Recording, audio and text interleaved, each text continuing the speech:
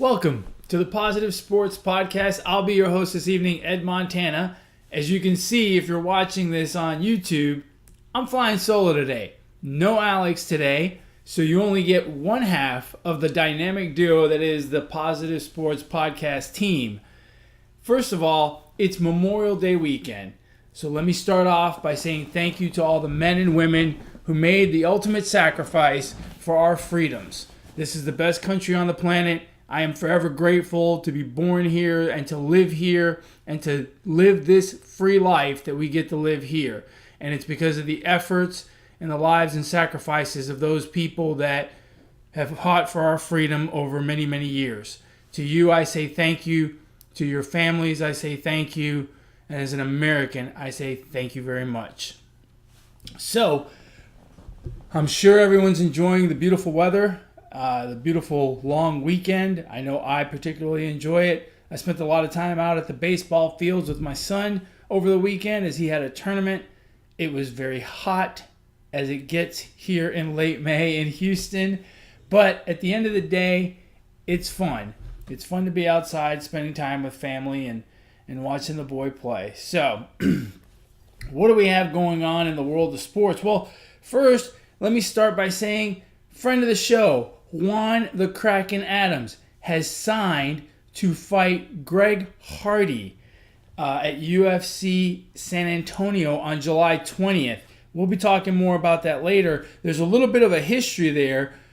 Juan has been very outspoken of his dislike for Greg Hardy, both his off the field or out of the cage antics and the way he's been kind of given, I won't say preferential treatment necessarily, but he has been treated well by the UFC. He gets paid a lot of money. He's not very experienced. He, quite frankly, isn't that good at this point. He's still a developing prospect in MMA, and yet he's been able to co-headline a couple of cards with the UFC, and they've given him relatively easy opponents, in my opinion. And a lot of people complain about it in the MMA community, but no one has complained about it or brought it to light more than Juan the Kraken Adams. He's been asking to fight the guy for a while. He will get his wish on July 20th in San Antonio. San Antonio, not that far from Houston. Kind of feels like I might have to make a road trip, but we'll see. More on that later on. Look, we finally wrapped up the NBA playoffs. We're now to the final stage. The NHL playoffs, they're no longer the playoffs. We're in the Stanley Cup Finals. Those start tonight. And it's going to be a fun couple of weeks of high-level sports with a lot at stake. The championship for both sports on the line this week. Let me start off with hockey. I know we don't talk a lot of hockey, but we have a very interesting matchup. The playoffs have been, even if you're not a hockey fan, the playoffs in hockey are so intense. Every game seems to be life or death. It doesn't matter. You know, if a team gets up 2-0, it doesn't really seem to matter. The series can turn right away. There have been a couple of sweeps this year. I'm not saying that doesn't happen, but the intensity of the games are such that every game is kind of its own movie, and you just don't know how it's going to play out. So even though a team may be up 2-0 and sometimes even 3-0, it's not uncommon for the other team to come back and grind out a win here and there and make it a series at the end of the day. We've got two teams in the Stanley Cup Finals, the St. Louis Blues and the Boston Bruins. You know, the St. Louis Blues are probably going to be the story, in a way, of this series. In January, they were the worst team in the NHL in January. They made a coaching change, and they turned things around. They still have a guy in Greg Berube, who is their head coach, with an interim tag on him. And he is not the head coach. He is literally coaching the last 7 games of his tenure with the St. Louis Blues. I'm sure they'll do something after the series, after the Stanley Cup Finals. But right now, he's the interim guy. It's not his job. He's just doing the best he can in this role for what seems to be a limited period of time. They played, these two teams actually played 40 some odd years ago, and this is the series where you have the famous diving Bobby Orr after he scored. And, it's kind of one of those old highlight replays that they show over and over again. They show it, especially like during the Stanley Cup Finals, they'll show, for nostalgia's sake, they'll show highlights of yesteryear. And that's one they always show. And it was Bobby Orr, a Boston Bruin, flying through the air after scoring a goal against the St. Louis Blues, and it was in the Stanley Cup Finals. Now look, that doesn't matter. These guys on the St. Louis Blues, most of them weren't even alive at the time. They're not seeking revenge for Bobby Orr flying through the air. But it does make for a nice story, and NBC will play it up quite a bit on the broadcast, and you'll see it a few times, I'm sure. The interesting thing about this St. Louis Blues team and Boston, really, they're both very hard-nosed, hard-driving teams. They're not going to try to finesse things. They're going to try to pound the puck into the offensive zone, pound shots at the goalies, and really try to tough it out in the corners, grind the other team until they get the good shots and they score. The interesting thing about St. Louis is they've got a rookie goaltender in Binnington who has never, obviously he's a rookie. He's never been in the playoffs before, but he's played very, very well. He's had a couple of rough starts here and there. He gave up 6 goals in a game early on, I think in the first round against Winnipeg, but other than that has been very solid. Now, how he handles the pressure of the Stanley Cup Finals, with a rookie, you just never know. It is kind of the one wild card, but he's played well. And in hockey, a lot of times, you can ride a hot goaltender a long way. And it seems like that's exactly what St. Louis has done. And they're going to try to ride it to get 4 more wins in the next 7 games and quite possibly lift Lord Stanley's trophy. On the other side, you've got a Boston Bruins team with a lot of experience in the Stanley Cup Finals. It's been a while since they won. The last time they won the Cup was in 2011. But all of this team is a team of grizzled veterans. They've got a lot of guys with Stanley Cup Finals experience. In fact, I think it's the exact opposite. If I'm not mistaken, there's only one player on the Boston Bruins who has not played in the Stanley Cup Finals, whereas St. Louis has only one player who has played in the Stanley Cup Finals. So the Bruins have the experience. They've got the pedigree. They know how to win. They've been here before. It'll be very interesting to see how that veteran leadership matches up with these St. Louis Blues who are really riding a hot wave. The other good thing about this series, these are the 2 hottest teams since mid-January. I think, if I'm not mistaken, they're 2nd and 4th in goal differential since the middle of January, which in hockey that's a long time if you think about it. It's not a short sample size. It's quite a bit, and they're the hottest teams. They're both riding hot goalies. Boston has Tuukka Rask, who is just the epitome of a hot goalie. They rode him in 2011. They're riding him again this year. When he's hot, he is insanely hot. He's got a 94% save percentage, which usually 90 is good, and when you're hot, you're at 92. He's at 94. So he's very much the wall back there for a veteran Boston team. They've got Zdeno Chara, who is 42 years old, still doing the damn thing. When you watch the games, if you don't know who he is, he's a guy that's about 1.5 feet taller than everybody else. He's 6'7", I think. It's ridiculous. He's a big dude, but it should be a very entertaining series. They are both, like I said, both very hard-nosed teams. I think you're going to see a very entertaining series. The playoffs in general, I think, have been pretty entertaining. There have been some sweeps in there, which generally sweeps are not entertaining, but there have been some unbelievable series. The San Jose Vegas series was quite interesting. Went 7 games. There have been, I want to say, 6 overtime games. 3 game 7s have gone into overtime. One or two of them went into double overtime. So it's been exciting. I know I have caught myself many an evening in the past few weeks just up watching hockey and enjoying it. One thing to look out for.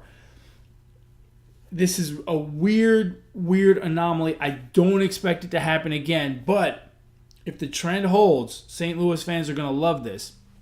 The New York Islanders swept the Pittsburgh Penguins in the first round of the playoffs. In the second round, they were swept by the Carolina Hurricanes. In the Eastern Conference Finals, the Carolina Hurricanes were swept by the Boston Bruins. If the trend holds, St. Louis would sweep the Boston Bruins and win the Stanley Cup. I know St. Louis fans must love that. I don't think it's going to happen. That would be pretty neat to go from sweeping to being swept 3 times. But, hey, stranger things have happened, right? That's why we love sports. But I will be watching the series. I think it's going to be quite entertaining. Shifting gears a little bit, let's talk NBA. Hey, look, we're finally to the NBA Finals. The playoffs are a long, arduous process, and now we have our 2 teams. Early last week, the Golden State Warriors swept through the Portland Trail Blazers, and they are in the finals. That's not much of a surprise. We kind of expected that. On the other side, not exactly a huge surprise. The Toronto Raptors, who were the 2 seed, have taken care of the Milwaukee Bucks in 6, and they are going to the NBA Finals. So we're getting a Golden State and Toronto matchup. Let me start by previewing a little bit of the previous round. The Golden State Warriors swept through Portland without Kevin Durant, which has really kind of been the overriding story of these NBA playoffs over the last 2 weeks. You'll recall Kevin Durant went down in Game 5 in the series prior to the Portland series with a calf strain. The Warriors won that series. They were already up at the time, and they ended up winning that series against the Rockets to now going through and sweeping through Portland. Now, a lot's been made about, they've actually played better without Kevin Durant, and, there's been... this is one of the things that I kind of don't like about ESPN, to be frank. With so many sports channels, you got to find something to talk about. And it's been disrespectful, for lack of a better word. It's been disrespectful. It's been disrespectful to Kevin Durant. It's been disrespectful to the Warriors. It's been disrespectful in general. This entire conversation about Kevin Durant and, the Warriors don't need him. And they've even even the media has asked Kevin Durant questions referring to the Warriors as them as opposed to us. It's been insulting, in my opinion. Kevin Durant is one of the top 5 players, top 3 players, top 2, maybe the top player. I don't know. He's in the top 5. And to talk about him as though he's not needed is insulting to him. And quite frankly, it's insulting to the rest of the Warriors, right? Like, it almost diminishes what they have done. Like, look, Steph Curry is an all-star, one of the greats of the game right now in his own right. Draymond Green is an all-star. Klay Thompson is a fantastic player. They still have a very, very talented team. Part of the reason why we thought they were going to run away with the West, and part of the reason most people picked them to be in the NBA Finals, is because the rest of those guys are so talented. And so to speak about them as though what they're doing is, pointless or not very good, or it's disrespectful. I mean, I truly don't have another word for it. And it's just, to me, it's just the media trying to stir the pot, the media trying to create a story, the media trying to diminish the value of players and create a schism between Durant and the rest of his teammates. It's insulting. This Warriors team won before without Kevin Durant. They won with Kevin Durant. It is a Herculean effort to win an NBA championship at any point. To win it without a superstar, to win it with your superstar, to whatever. It's insulting that they have chosen to play this up in the media. and really not give the remaining Warriors any credit, in my opinion, for doing what they've done without Kevin Durant. They're very good, and they should get all the credit in the world. And, part of the reason they should get the credit is not just because they don't have Kevin Durant out there, but it does. It changes the dynamic of the team, and to have to change the way you played for 82 games all of a sudden here in the pressure cooker that is the playoffs, it's commendable. It's commendable on Steve Kerr's part to continue to move the pieces in the right way to make them a successful team. Hats off to the Portland Trail Blazers. I think they had a great season. I don't think anyone expected them in the Western Conference Finals. And quite frankly, I think what we saw by the time we got to the Western Conference Finals was a team that just simply ran out of gas. They just seemed to get tired. They built up considerable leads in 3 of the 4 games, and they squandered them away. And to me, that's a sign of a team that's mentally fatigued and maybe physically fatigued as well. And they just couldn't do it, But I think it's a great experience for them. They're going to get better, I believe, as time goes on. Damian Lillard continues to get better. McCollum is getting better. He played very well against the Warriors. Those 2 guys will continue to lead that franchise and hopefully turn the corner, maybe add a piece here or there. Who knows how that will work out for them. But they could be a serious threat to the Warriors in the future. You just got to keep moving forward. And then over in the East,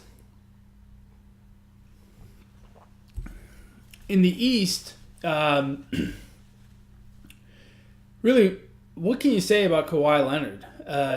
Just a fantastic effort throughout the playoffs, but especially in that Milwaukee series.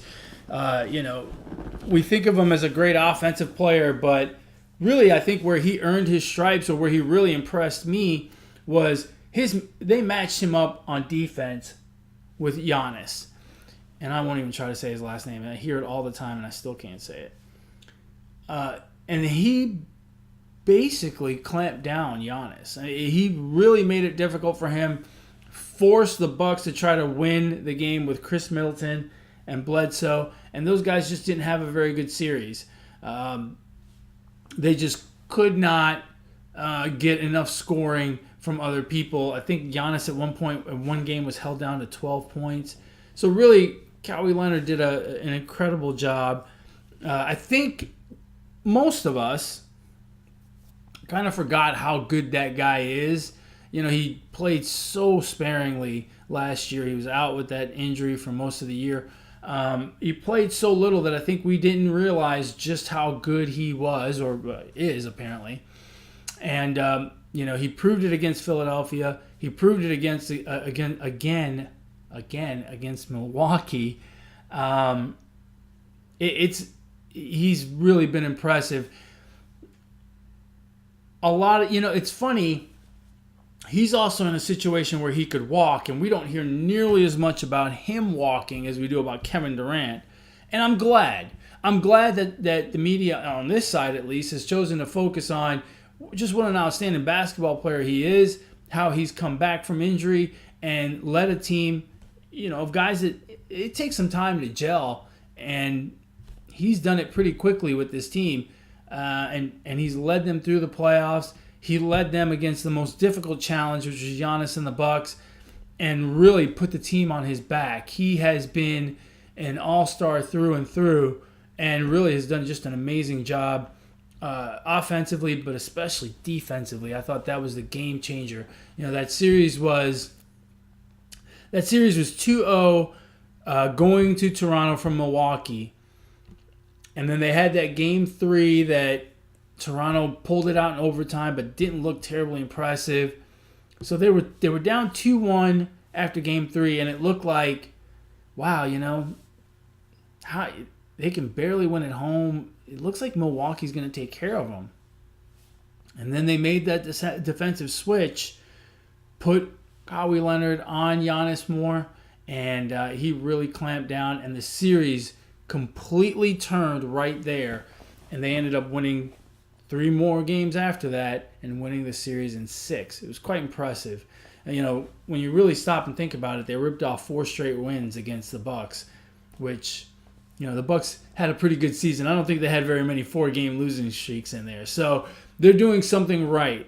It'll be an interesting matchup with them and the Warriors. One more thing before we get off the Eastern Conference Finals, and I guess this kind of goes into what will be the NBA Finals conversation.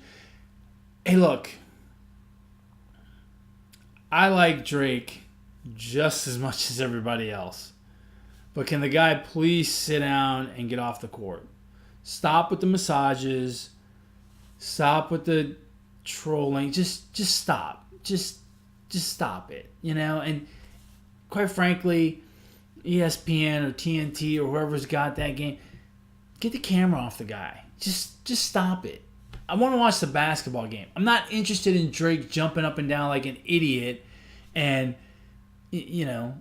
massaging the Raptors head coach, massaging his shoulders during a timeout or whatever he was doing. Just cut it out. It's just not necessary. There's plenty of entertainment. The basketball is great. The intensity of the game is fantastic. You got all these replay angles and interviews with coaches during breaks, and there's so much going on. I am enjoying the basketball immensely. I don't need to see Drake. I just don't. I didn't like it when the camera spent so much time on Spike Lee in New York back in the day when he was much more of a active participant in the basketball game. I didn't like it then. I don't like it now. I don't need it. I just don't need it. The games are fabulous. Show me more Kawhi. Show me what he's doing. Break down what he's doing with Giannis on defense. I don't care. Give me more basketball. The basketball has been fantastic. Give me less Drake. And Drake, stop it. Stop. The other interesting thing, when we're talking about celebrities here, the other interesting thing actually happened in Milwaukee, where there was a bit of a beer chugging contest between, I forget the guy's name, a defensive lineman, I believe, from the Green Bay Packers, and Aaron Rodgers, and then Christian Yelich of the Brewers got in on it. Look, I'm not a big beer chugger either. I love beer. I can drink quite a bit of beer. I'm good with that. But look, you're getting those watered down beers from the taps at the stadium. It wasn't like a can of Miller Lite or whatever. It's the watered down stuff. If you can't chug that, tap out before you even start, right? Like when the camera comes to you. So just to reset this, the linebacker from the Packers, apparently he does this at the games all the time. He slammed one and then slammed another one. And of course, they got him on the Jumbotron and the crowd goes nuts and all that stuff, which is great. I love it. Fantastic. Then they come over to Aaron Rodgers. He happens to have a beer in his hand. He decides he's going to give it a go. Now look, Aaron Rodgers is a grown-ass man. At this point in his life, he knows whether he can chug a beer or not, right? I'm damn near 50. I know that I can chug one of those beers. Now, I couldn't chug a 40-ounce of malt liquor, but I could chug one of those 12-ounce watered-down Miller Lites that you get at an arena. Apparently, Aaron Rodgers did not know this about himself. But if you can't, which I can't imagine he didn't know this, apparently he's more of a wine sipper than he is a beer chugger. Hey, right there, when the Jumbotron comes to you, just wave. Just say hi. That's it, man. Don't embarrass yourself trying to drink it and then quit halfway through. At that point, look, Aaron Rodgers went to college. I went to college. There's a trick here, right? We've all, in college, you've partaken of a beverage here or there. You've had some beer chugging races.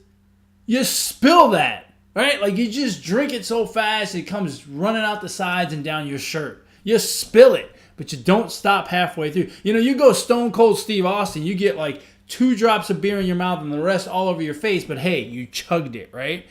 Come on, Aaron Rodgers. You can't do that. Yeah, I actually lost respect for the guy. And then to make matters worse, they go back to the Packers linebacker. He chugs another one. Next to him happens to be Christian Yelich, who has a beer in hand. He does it right. Because...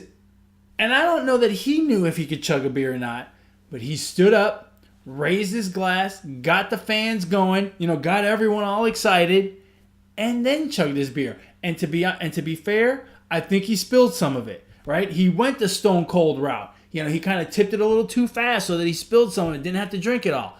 But at the end of the day, got the whole thing down.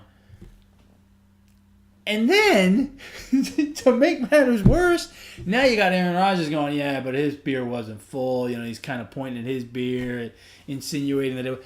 Look, Drake and Aaron Rodgers, do not go to games and get on the Jumbotron anymore, please. Go watch the game at home.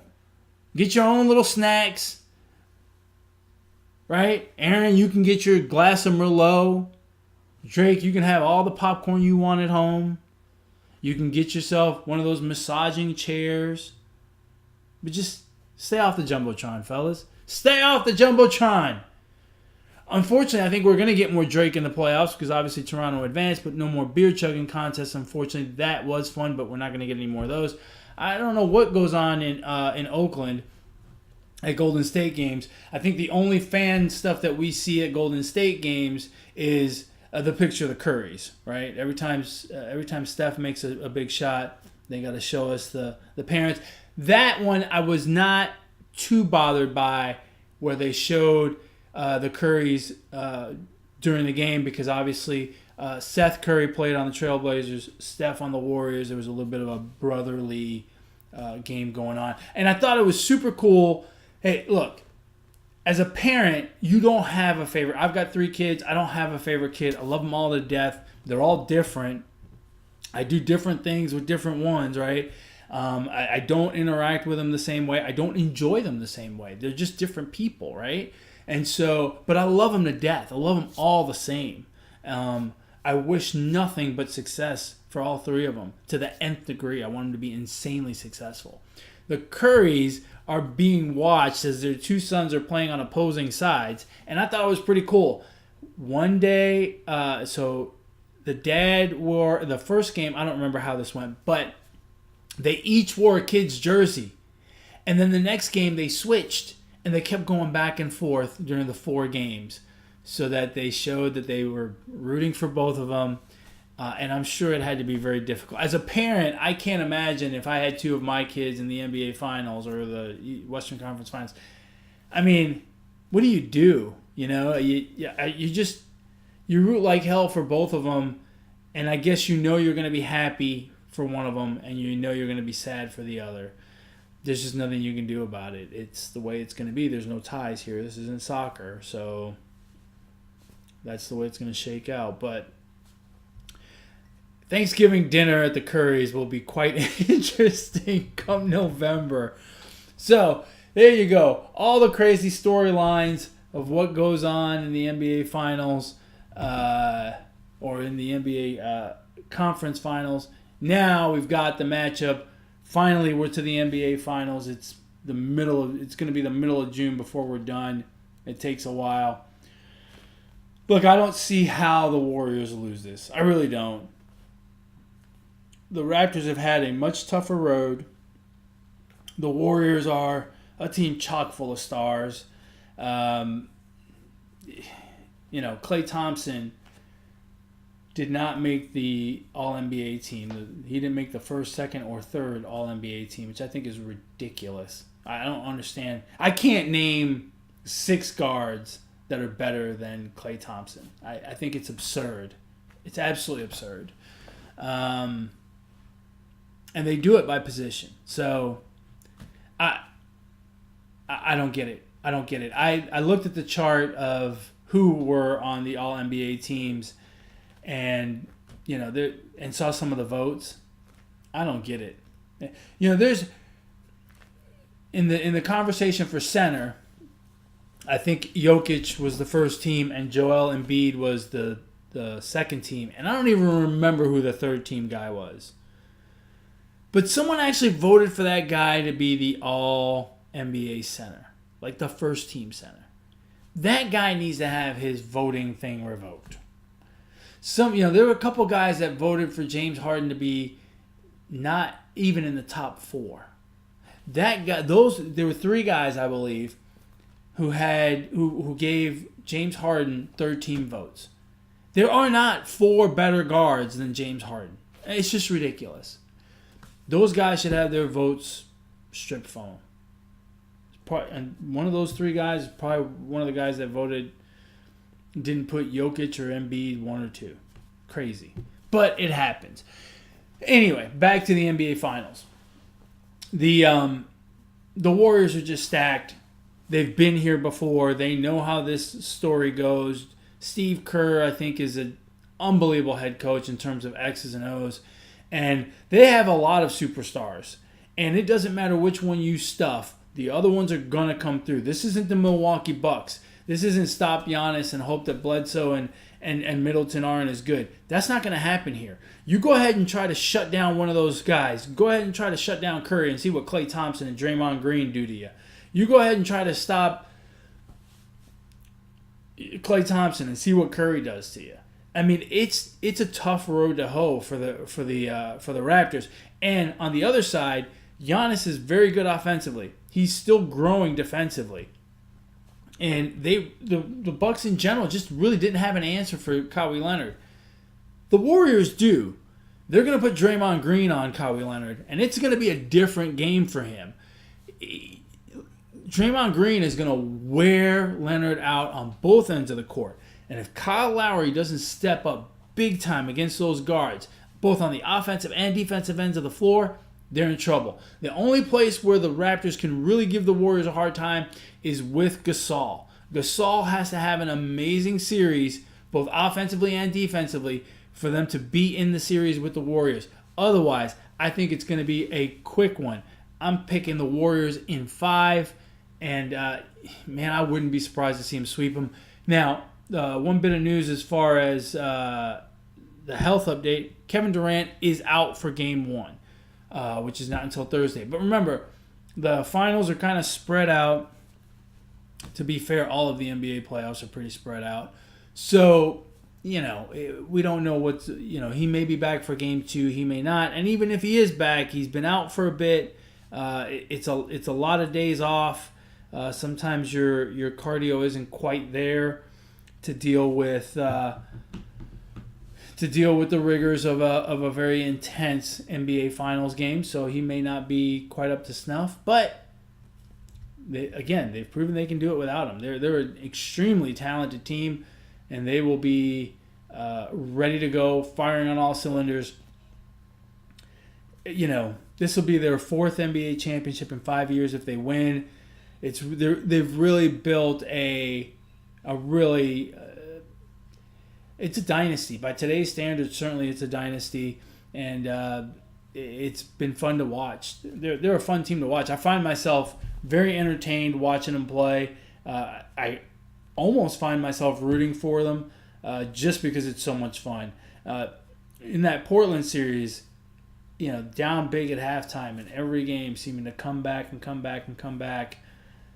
It's entertaining. For the casual like myself who doesn't have a dog in the fight, it is very entertaining. So that's what we have going on there. Baseball is almost a third of the way done now, I guess. I guess we're about 50 games in. Let me check and see. I think we're about 50 games in. 55 maybe. Let's see. Yeah, 53, 54, 52. Yeah, somewhere around there. So we're about 53 games in. Interesting stuff. I think it's playing out a lot like we had expected throughout the leagues. There'll be some interesting races, but I think when it's all said and done, we've already got some big leads. Philadelphia and Atlanta look like they're going to fight it out in the East. Chicago, Milwaukee are going to fight it out in the Central. The Dodgers are already up a good 7.5 games. The Yankees and Tampa Bay are close up at the top. Boston's lagging a little bit. Their slow start hurt them for sure, but they're starting to rise through the East. The one surprise I will say, not that they're leading, but by how much they're leading. Minnesota is up 10.5 on the Indians. Now, mind you, the Indians have had a lot of injuries, but Minnesota's played very good baseball. So that's going to be interesting to watch through the summer. And then out west, the Astros really look like the class of the West. The A's are making a push here. Recently, they've been playing better ball, but still 6.5 games. The Rangers are a bit of a surprise to me. They're playing better than I had expected, but that sure looks like the Astros division to lose. They are cruising along, but it's early. We still have about 2/3 of the season left, so we got a ways to go. But it should be interesting to see the rest of the way. Well, when you only get one voice, these things go a lot faster. There's no one to bounce these crazy ideas off of. I'd be very curious to hear what my brother has to say about Aaron Rodgers and Drake. Please, ESPN. I think ESPN has the finals. No more shots of Drake. I don't care what he's doing. I don't care if he's giving the Raptors coach a pedicure. I don't want to see Drake. Show me more basketball. Talk to me more about basketball. Stop talking to me about all that other garbage. Stick to basketball. Well, that's it. With that, we've come to the end of another wonderful episode of the Positive Sports Podcast. My shout out goes to all of the families and all of the people who have made the ultimate sacrifice. Again, like I started off the show, I do not forget, and I am eternally grateful for all of your sacrifices and all of your efforts to allow us the freedom to live the lives we live in this country. This is the greatest country on the planet, bar none, and we owe that to the sacrifices of those men and women who have made the ultimate sacrifice for us. And so my shout out goes out to them on this special Memorial Day. That's all I have. That should wrap up episode 76 of the Positive Sports Podcast. If you want to reach out to us, you can reach out to the show via email at positivesports10@gmail.com, positivesports10@gmail.com. If you want to get a hold of me, you can do so via Twitter at eMontana21. If you want to get a hold of Alex, you can reach him on Twitter as well at BrooklynGaucho1. I'm pretty sure he's out of jail, Twitter jail, so he's good to go. But as he would always tell you, email the show. Email the show at positivesports10@gmail.com. Positivesports10@gmail.com. As always, folks, ignore the negativity. Be the positivity. Peace.